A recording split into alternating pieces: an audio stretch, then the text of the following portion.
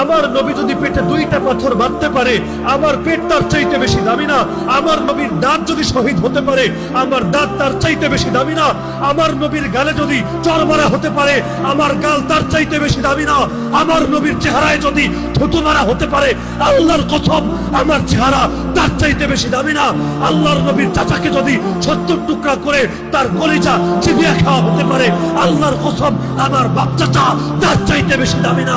আরে আল্লাহর দ্বীনের জন্য যদি আল্লাহর নবীকে কাবা ছাড়তে হয়, মক্কা ছাড়তে হয়, পবিত্র ঘর ছাড়তে হয়, আমার ঘর, আমার এলাকা, আমার দেশ তার চাইতে বেশি দামি না? আমার মসজিদ, আমার মাদ্রাসা, আমার খানকা তার চাইতে বেশি না?